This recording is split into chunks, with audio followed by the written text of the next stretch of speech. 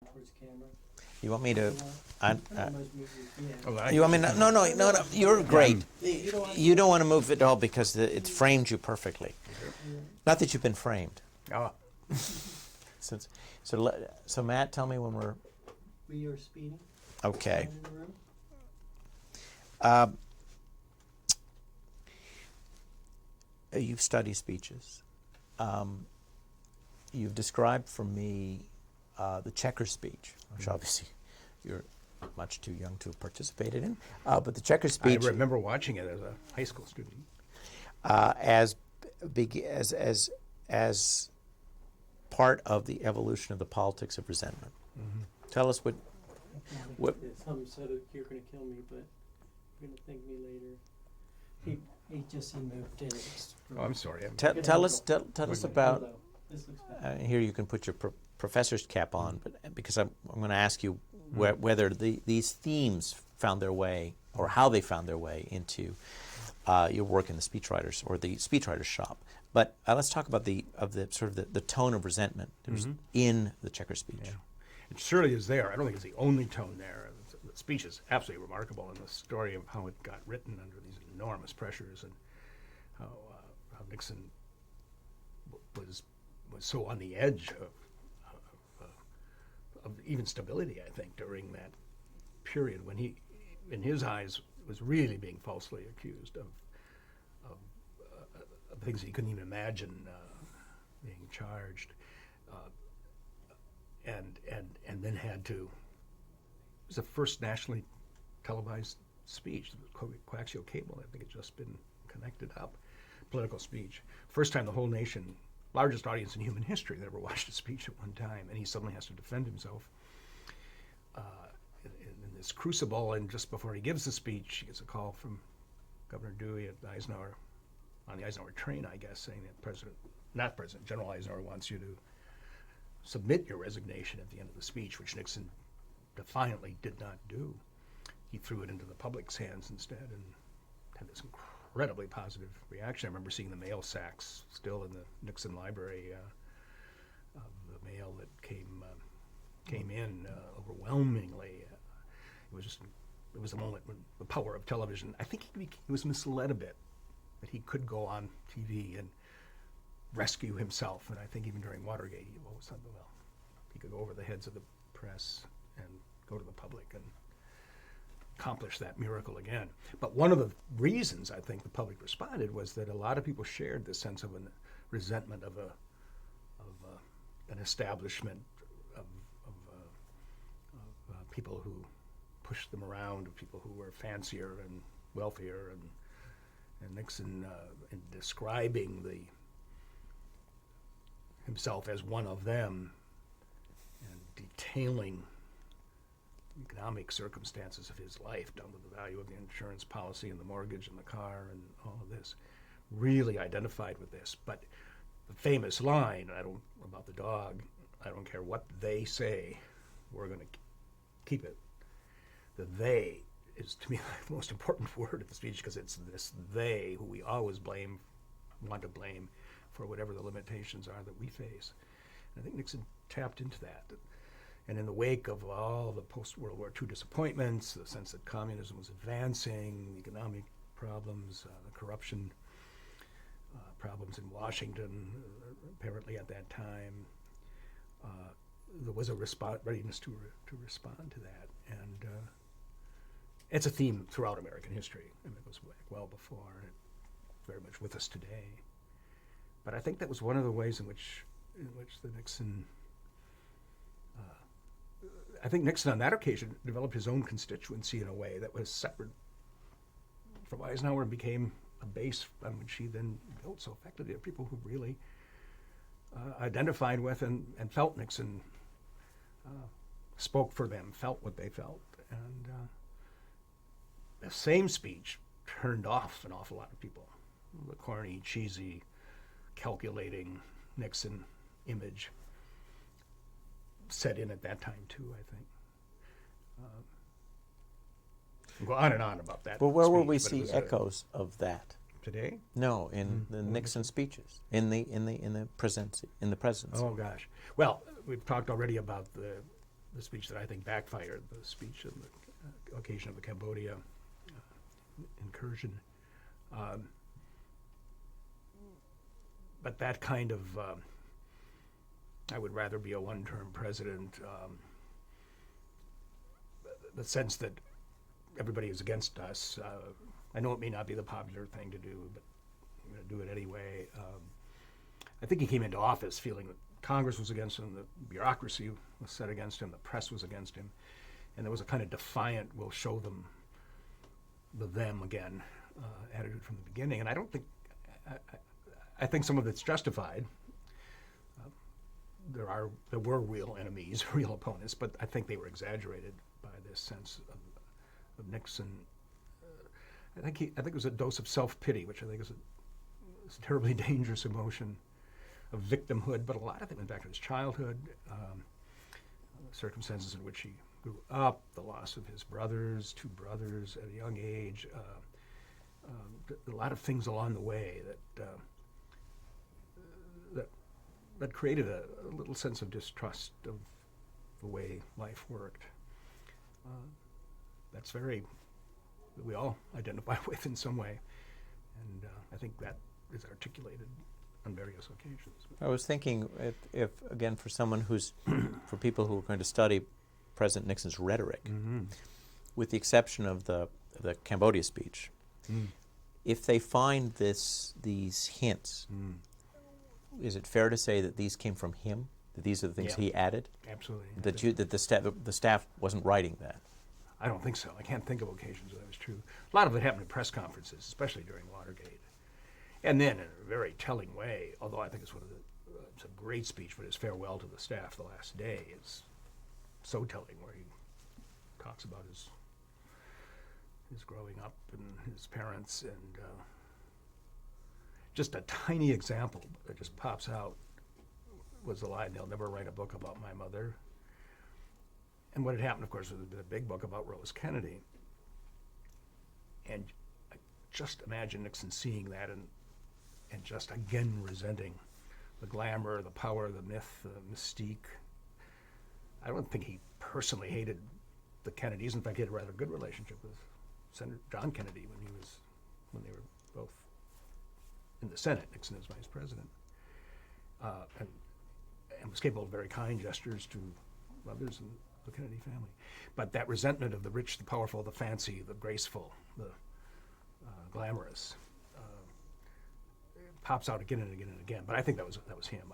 I don't even remember being conscious of it so much as a staff member. I don't think the staff ever talked about that kind of psychological writing. And Nixon hated to talk about his own personal psychology with anyone.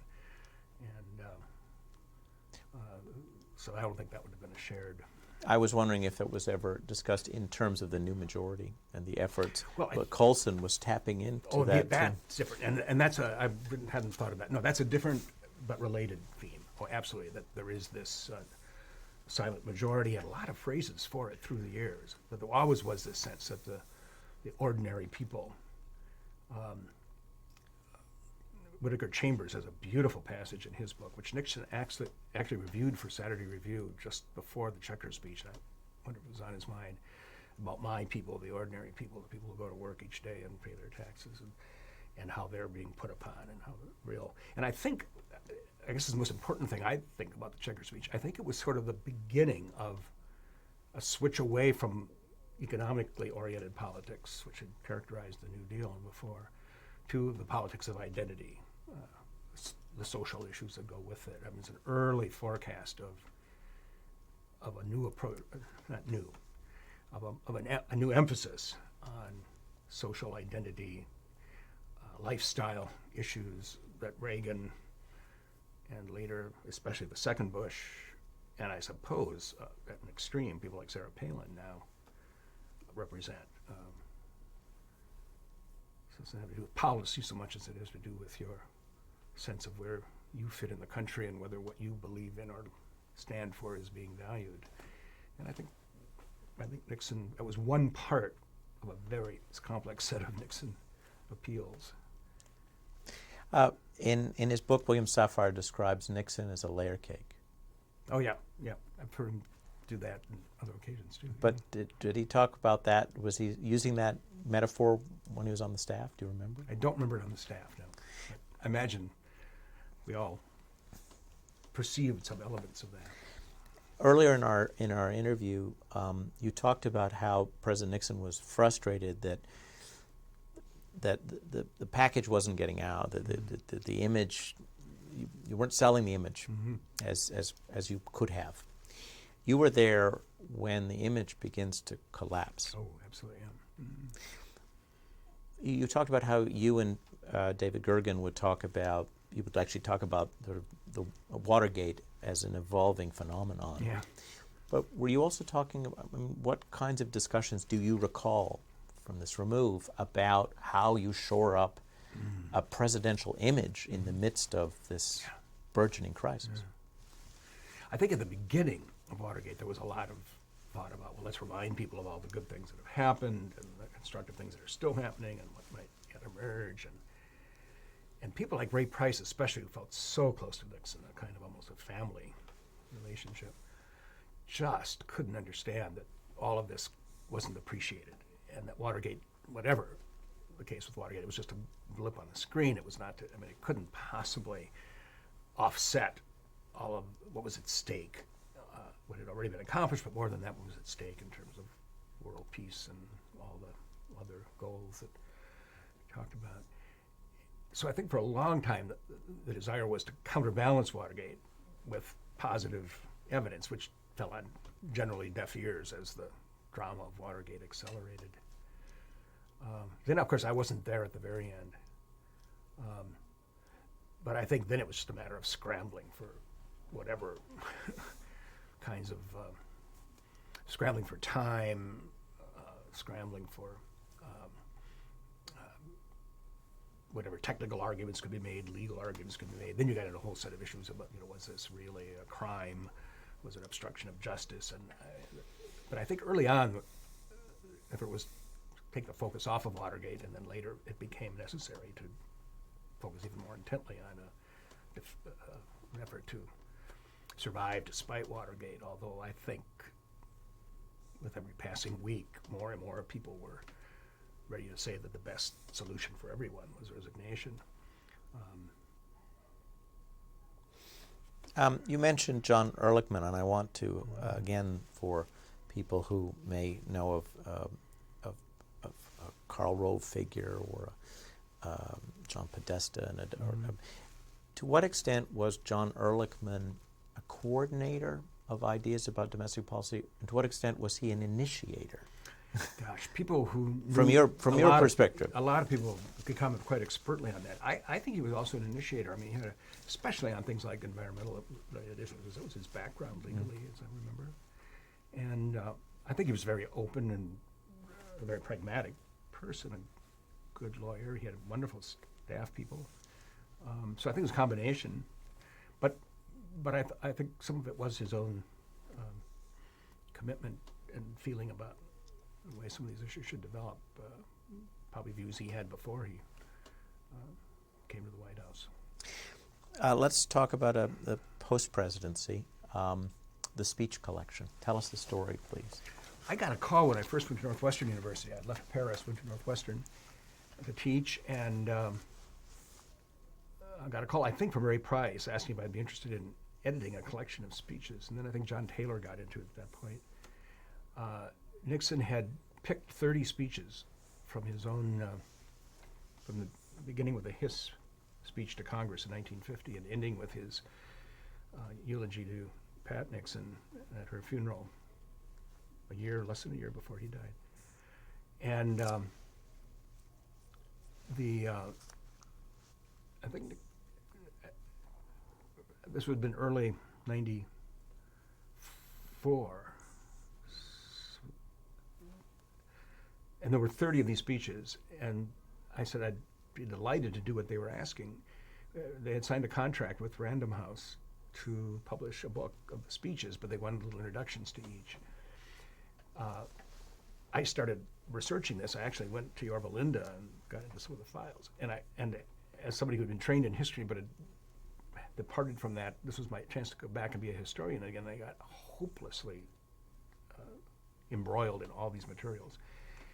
And I think the first essay I did on the Chequers speech was 5,000 words, and this wasn't going to work. And we weren't going to do 5,000 words on each of 30 speeches, a whole separate kind of book. But then I tried to trim and cut, and then in the middle of all this, Random House was sold, and the contract was ended, I think. I can't remember just how that was resolved.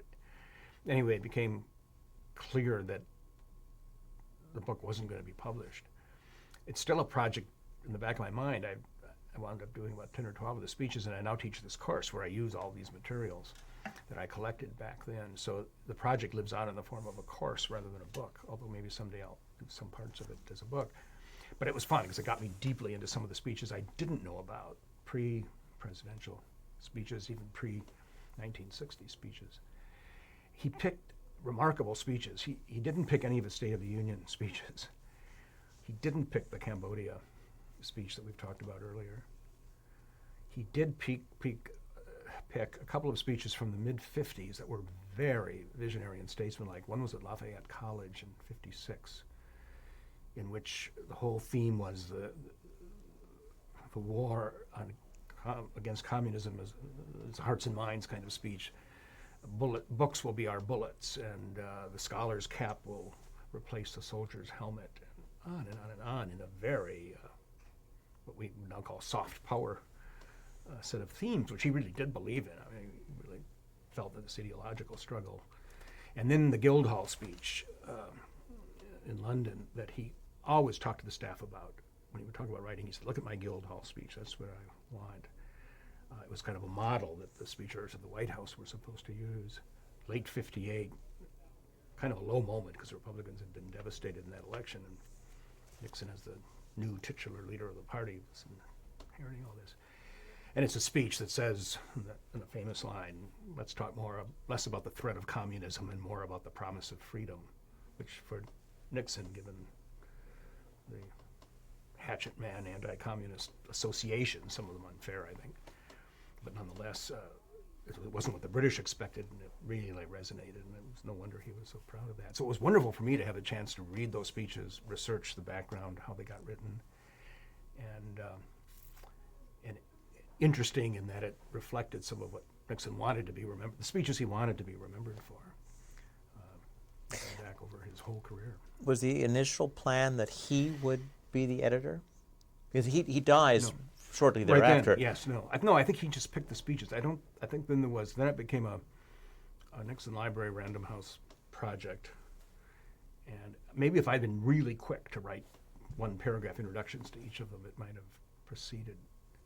Or if Bill Sapphire or Ray Price, who I think had been first asked to do this, had done it, it might have proceeded quickly.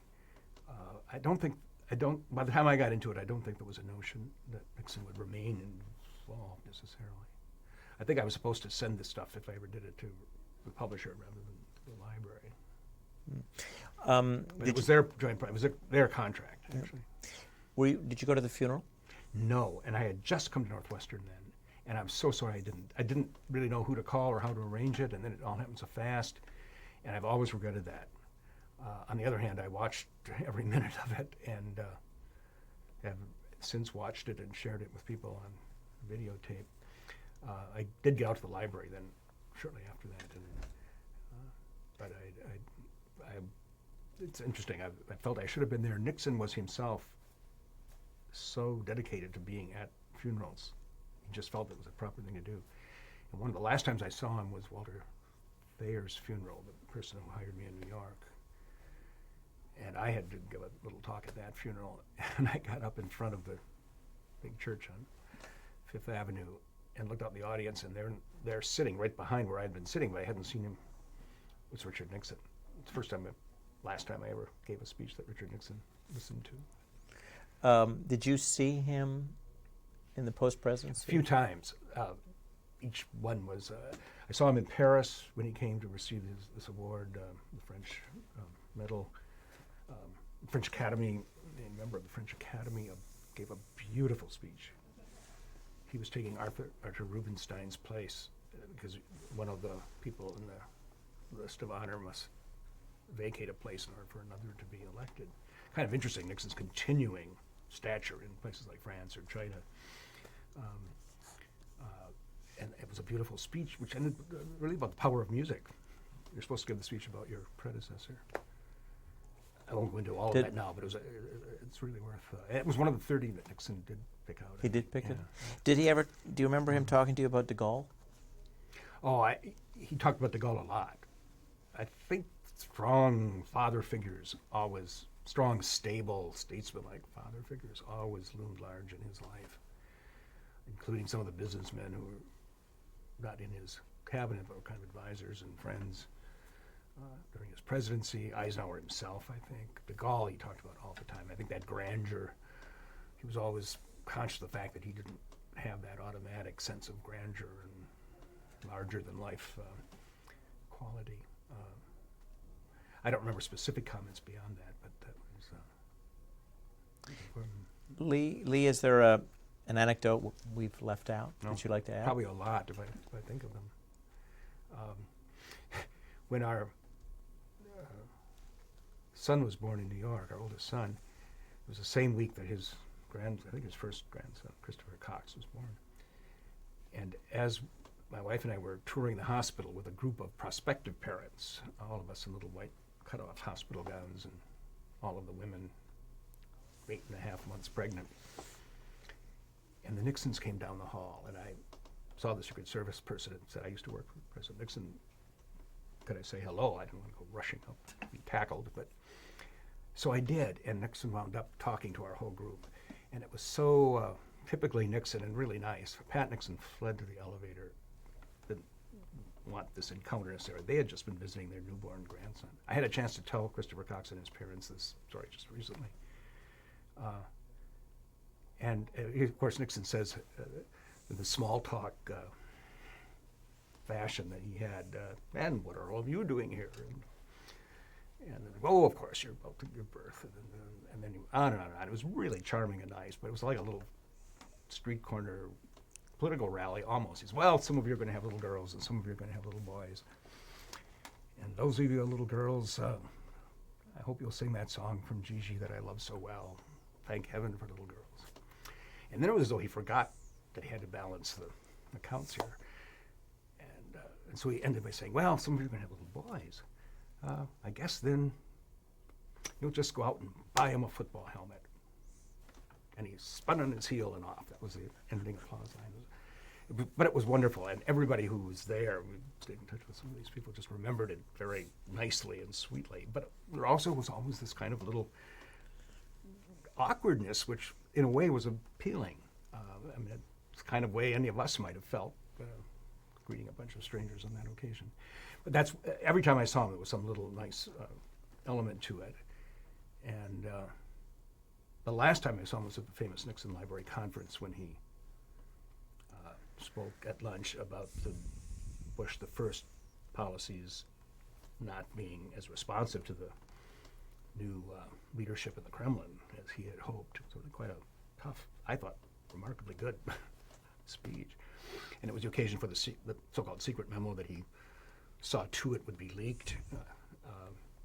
So there's a big story about his effort really to mobilize a more responsive attitude toward Yeltsin, I think.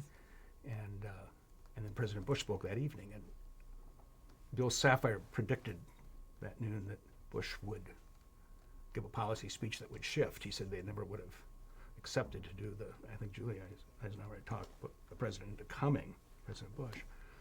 And the speech was incredibly disappointing because the president, who was then entering into the slide that cost him the election to Clinton, was not responsive to all the things Nixon had said. It was kind of a fluffy speech that just didn't come to grips with this issue in one way or the other.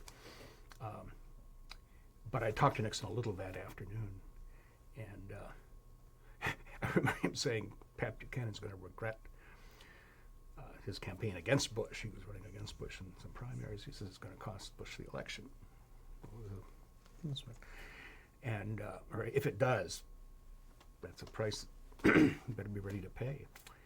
And yes, with the Herald Tribune, I was still at the Herald Tribune at that time. And it was very pleasant. And again, I was always flattered by the fact that he even remember me well enough to know where I still was and what I was doing. But I think that's the last time I talked to him. So Safire had predicted that Bush would react, and Yeah, he didn't said- react. Yeah, and Bush didn't. No, exactly. I mean, if you were managing the White House properly, Safire, I think, was saying, you wouldn't allow your predecessor to, not allow, but you wouldn't come and accept a speaking invitation in the wake of your predecessor's challenge to your policy without. He thought it was set up so that Bush would look as though he was ahead of the curve and really moving on this front, and that that's the way you ought to have orchestrated it all. And it wasn't. It had the opposite effect. But President Nixon spoke first. Former President Yes, Nixon spoke. at lunch, yeah. And So, it was carried nationally. On the other hand, it might have looked like Bush was responding to President. Or maybe that was what the White House argued. Yeah, that could be the defense of the policy. But Safire assuring us all that we should look forward to a real breakthrough in the Bush policy that evening because of the timing, and then saying afterward that he thought Bush had. Of course, by the end of that campaign, Safire was supporting Clinton, at least quietly, and writing very critically about what had happened to the Bush presidency in that last few months, which is still kind of a mystery, I think. But that's a different subject. Lee, thank you for your time. Oh, it's really fun to talk. Thank you. It's been great. Great. Great. Enjoyed it. The library will benefit a lot from this. Thanks. No, I've benefited. Thanks. Thank you, guys. Thank you, Room Matt. time, 10 seconds maybe, and I'll Okay. clap it in and stand by for room time.